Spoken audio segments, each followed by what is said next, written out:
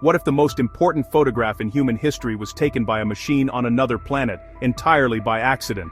On October 4, 2025, NASA's Perseverance Rover captured a routine image of the Martian horizon. But, hidden in the grainy pixels was something that defied all explanation. A structured, massive object from interstellar space that behaved like nothing we have ever seen. Within days, NASA went silent. The images were archived, and the data stream stopped. Let's explore this together. The accidental photo. It all began with a ghost in the Martian twilight. On Sol 1643 of its mission, the Perseverance Rover performed a routine shutdown procedure. Its right-side navigation camera, NavCam Right B, an engineering camera designed purely for hazard avoidance, nada van soldat bouwderaard stios kon aan RWSoin, Schulbervada Broer Traden Redi. The resulting image, timed at 1832 UTC, should have been unremarkable. Instead, hanging in the upper right corner was a faint blur, no brighter than magnitude 8.7, where no star should be. At NASA's Jet Propulsion Laboratory, Dr. Justin Mackey, the lead imaging scientist for the mission, initially had his team flag it as a sensor artifact, but the blur persisted over 17 consecutive 1-megapixel frames, shifting just slightly against the background stars. Before the mission team could formally investigate, the image was uploaded to NASA's public archive. It was there that the discovery truly exploded. Amateur astronomers, using publicly available trajectory data, realized the blur's position perfectly matched the predicted path of interstellar object 3, I/Atlas. The signal-to-noise ratio was a mere 4.2, almost statistically invisible, yet undeniably real. A geology rover, by sheer chance, had just become the first observatory on another world to photograph a visitor from the stars. Confirming the visitor. How do you confirm an impossible photograph? You bring in more witnesses. Back at JPL, the realization sent a shockwave through the control room. Engineers led by Dr. Swati Mohan, the famed guidance and control lead for the Perseverance landing, began to reconstruct the rover's exact orientation. They confirmed the camera was angled at an azimuth of 281.4 degrees, precisely toward 3I/Atlas's predicted location. The object's distance was calculated at 0.1937 astronomical units, roughly 28.9 million kilometers from Mars, and its calculated interstellar velocity was a staggering 55.2 kilometers per second relative to the Sun. The case was strengthened when planetary scientists called for backup from orbiters. The Mars Reconnaissance Orbiter's HiRISE camera, squinting at the edge of its capability, registered a faint 0.02% dip in background luminance in the same quadrant. The European Space Agency's Trace Gas Orbiter confirmed a similar signature. This wasn't a glitch. The internal log for the Sol 1643 image was updated from anomaly confirmed to interstellar target lock. As Dr. Mohan's team noted, a machine built to look down at rocks had accidentally achieved a deep space observation that telescopes on Earth, peering through our thick turbulent atmosphere, could never have managed with such clarity. Reconstructing the image. With confirmation in hand, the real work began. At the University of Hawaii, Dr. Karen Meach, a renowned expert who led the characterization of the first interstellar object Oumuamua, was brought in to consult. Her team took the 17 raw NavCam frames and began a painstaking reconstruction using a Lucy-Richardson deconvolution algorithm, a process designed to sharpen blurry images. They expected to see a slightly sharper smudge, but what emerged was stunning. The blur resolved into a distinct, elongated object with an angular size of nearly 50 pixels, translating to a physical length of at least 4 to 6 kilometers. But the shape wasn't the strangest part. An analysis of its light curve revealed a physical impossibility. As Dr. Meach explained, 3I/Atlas produced an inverted phase curve with a positive slope of plus 0.03 magnitude per degree, meaning it grew brighter as the viewing angle increased. This phenomenon is unheard of in natural bodies, suggesting its surface wasn't just reflecting light, it was somehow gathering and redirecting it in a non-Lambertian way that defied the laws of passive reflection. It was as if parts of the surface were actively brightening in response to sunlight. Light defies rules. Why was the light from 3I/Atlas behaving so strangely? The answer pointed to a surface unlike anything astronomers had ever encountered. Using polarization data from the orbiters, a team led by Dr. Stefano Bagnullo of the ARMA Observatory, a leading expert in astronomical polarimetry, analyzed the object's optical signature. When sunlight scatters off comet dust, its waves align in predictable ways. But, 3I/Atlas broke every rule. Across all observations, it displayed the strongest negative polarization ever recorded, measured at a constant -2.77% at a 700 nanometer wavelength. This reading was so extreme that peer reviewers initially flagged it as an error.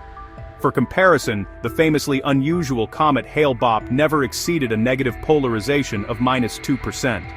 According to Dr. Bagnullo, these readings implied the particles surrounding 3I/Atlas weren't porous ice grains but were dense, irregular and likely metallic structures that scattered light chaotically. The data even hinted at microscopic facets with high refractive indices, as if the object was shedding a cloud of manufactured debris or crystalline shards instead of a natural coma. The backwards tail. The mystery deepened when high-contrast images from the Mars Reconnaissance Orbiter revealed another impossible feature. Emerging from the sun-facing side of 3I/Atlas was a faint, narrow streak of light extending over 80,000 kilometers. It wasn't a tail pointing away from the sun, but an anti-tail pointing directly toward it. Comet specialists like Dr. Geraint Jones from UCL's Mullard Space Science Laboratory have seen anti-tails before, but they are optical illusions caused by viewing geometry. This was no illusion.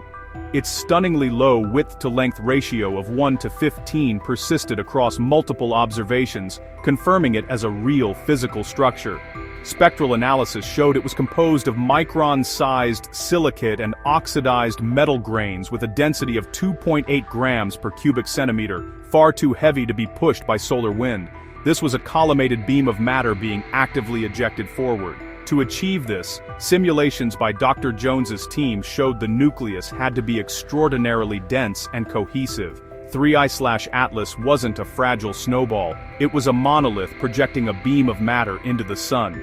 A behavior with no known natural precedent. Solar blast. Just as the world's astronomers were grappling with these anomalies, the sun itself intervened. On October 6, 2025, a massive X9-class solar flare erupted from active region 3492, launching a coronal mass ejection.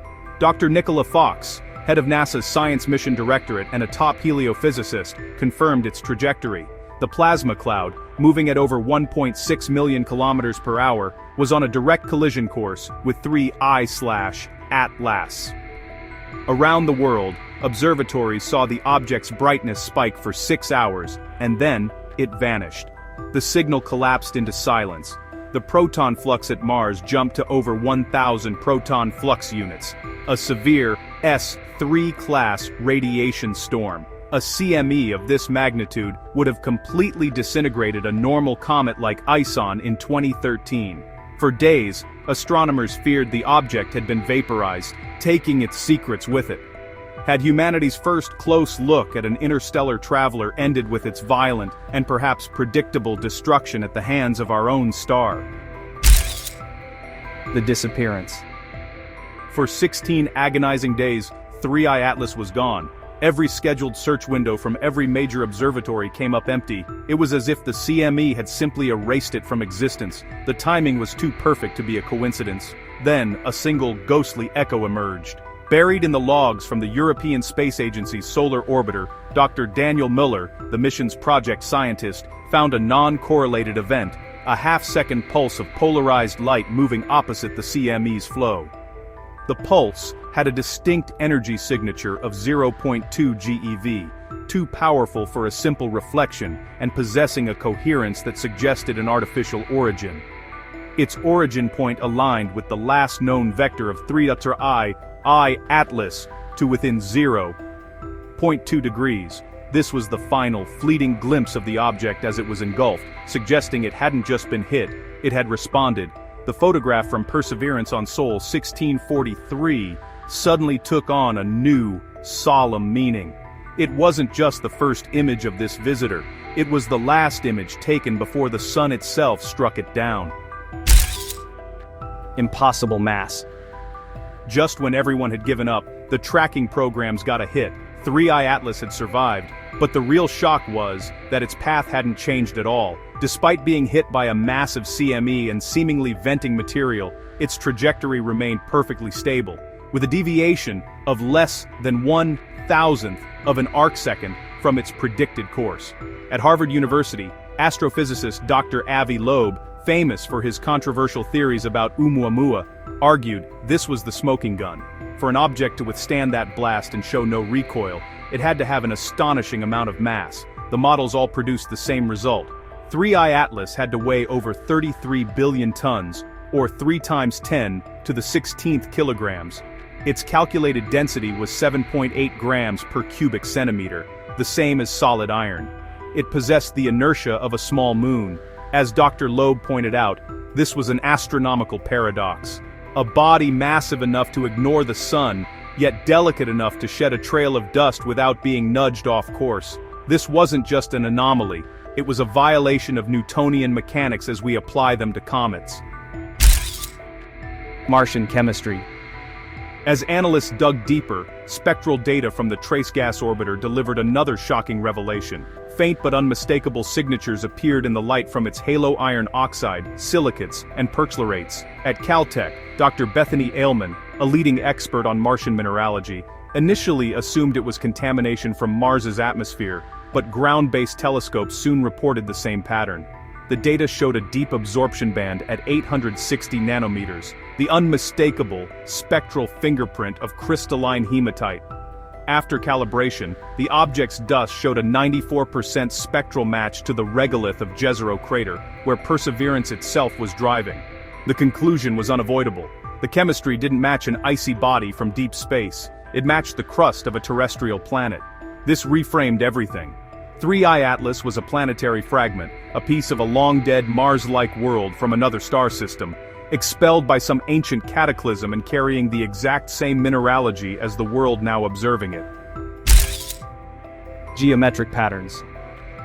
The final clue was hidden not in chemistry, but in pure mathematics. Once the full orbital path was reconstructed, a pattern emerged that defied all probability. As pointed out by Dr. Corinne Baylor-Jones of the Max Planck Institute for Astronomy, its trajectory had an inclination of just 2.1 degrees relative to the ecliptic plane, where all our planets orbit. A random interstellar object should have a high, arbitrary inclination. Furthermore, its path intersected the orbital corridors of Mars, Venus, and Jupiter in a sequence of near-perfect harmonic intervals, a coincidence with odds calculated at less than 1 in 10 million. Then came the most chilling alignment. Tracing its vector backward, its origin was just 9.3 degrees from the 1977 WOW signal's source in Sagittarius. Dr. Baylor-Jones noted that the pattern felt, well, uncomfortably non-random. It looked less like a cosmic encounter and more like planned choreography, moving through our solar system as if it already knew the way, a ghost following a predetermined map. In the weeks that followed these discoveries, the public data streams went quiet. Mission logs from Perseverance were marked data under review. No new coordinates for 3i Atlas were released. It wasn't an overt act of censorship, but something far more unnerving. Institutional silence in the face of data that did not fit any known model. The image from Sol 1643 is now known quietly as the frame that shouldn't exist. It is the last confirmed sighting of a visitor that defied physics, survived a solar blast, and followed a path that looked unnervingly intentional. What did Perseverance really capture on that lonely Martian evening? Let us know your thoughts in the comments down below. Don't forget to like, subscribe, and hit the bell icon for more deep dives into the universe's greatest mysteries. Thanks for watching Sci and Why.